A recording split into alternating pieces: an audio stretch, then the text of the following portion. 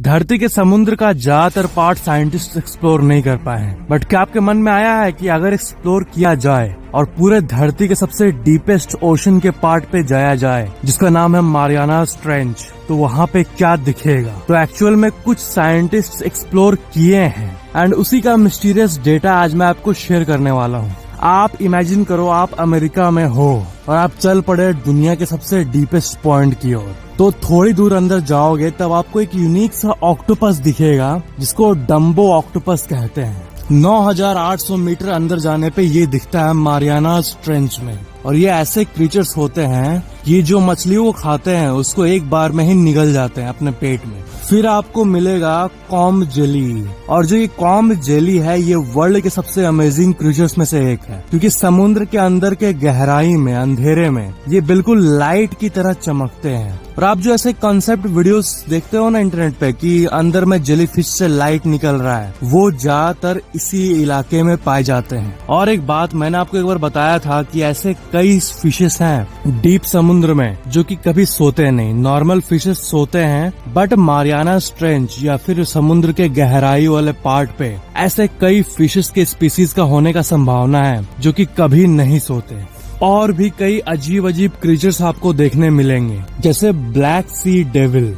इसे डेविल इसलिए कहते हैं क्योंकि इसका चेहरा ही कुछ ऐसा दिखता है। और एक अजीब सा शार्क आपको दिखेगा, फ्रिल्ड शार्क। और इसका आप दांत देखो और इसके बॉडी को देखो, ऐसा लगता है कोई सांप शार्क में बदल गया हो। और ऐसे कई पेड़ पौधे मारियानास ट्रेंच में आपको दिख जाएंगे जिसके प्रॉपर्टीज के बारे में साइंटिस्ट को कुछ भी नहीं पता। और भी ऐसे हजारों लाखों करोड़ों टाइप के फिशेस होंगे जिसके बारे में हम कुछ जानते ही नहीं है। और आप सोच रहे होंगे क्यों नहीं जानते हम लोग, साइंस तो इतना आगे पहुंच गया है ना। वो इसलिए क्योंकि उस पार्ट में जिस सबमरीन के अंदर आप बैठोगे वो बहुत ही ज्यादा प्रेशर में रहता है अपने ऊपर के ह्यूज वाटर के चलते। लाखों ट्रक्स का वजन होता है। और वैसे सबमरीन बहुत रेयर है, कुछ मिलिट्रीज के पास है और ज्यादा बनते नहीं है ऑफ कोर्स। और खर्चा भी बहुत है और यही रीजन है कि वहाँ पे जाने का कोई सोचता नहीं है। और खतरा भी बहुत है। एलिजेडली कुछ ही लोग उस जगह पे जा पाए हैं और जो थोड़ा मोड़ा जानकारी है वो लेके आ पाए हैं।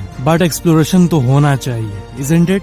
बट एक बहुत बड़े लेवल पे टीम ऑफ साइंटिस्ट के साथ एकदम डिटेल्ड एक्सप्लोरेशन तो होना चाहिए, है ना? वीडियो को लाइक शेयर कमेंट जरूर करना और चैनल को सब्सक्राइब करके बेल आइकन जरूर ऑन कर लेना। ऐसा फैशन एक्सपर्ट्स कहते हैं कि जो जूते होते हैं आपके, शूज या चप्पल, ये उन फर्स्ट चीजों में से एक होता है जिसपे लोगों का ध्यान सब कॉन्शियसली जाता है। मीन्स मैं ये नहीं कह रहा कि लोग सबसे पहले आपसे मिलते ही जूता देखेंगे, बट नहीं, बल्कि सब कॉन्शियसली वो जूते को देखते हैं, ऑब्जर्व करते हैं। और उनके माइंड को ये फील होता है कि अगर ये बंदा जूता इतना स्टैंडर्ड पहनता है इसका मतलब ये कॉन्शियस है और बाकी चीजें तो हो गई इसके पास। ये एक सीक्रेट सी साइकोलॉजी होती है। और आप मुझसे पूछोगे कि जूता ही क्यों, तो इसके पीछे एक इवोल्यूशनरी कारण है। ये इसलिए क्योंकि आपके मम्मी पापा के जीन्स के अंदर, मतलब जो एक थिंकिंग होती है वो जीन्स से पास होती है। इसलिए आज दुनिया में सबको पैसे से प्यार है, क्योंकि आपका जितना भी पूर्वज रहा है वो पैसे की नीड को फील किया है। इसलिए बिल्कुल उसी तरह आज से बहुत पुराने जमाने में, यानी आपके पापा के पापा के पापा के पापा के करते पूरा लास्ट तक जाओ, उस टाइम राजा के जमाने में शूज, अच्छे शूज या चप्पल राजा और बड़े लोगों के पास होता था। और यही रीजन है कि वो उनके दिमाग में बैठ गया और इसका एवोल्यूशनरी कारण भी है। और इसलिए आज के टाइम पे ये कहा जाता है कि जूता बहुत इम्पोर्टेंट होता है आपके लुक्स में,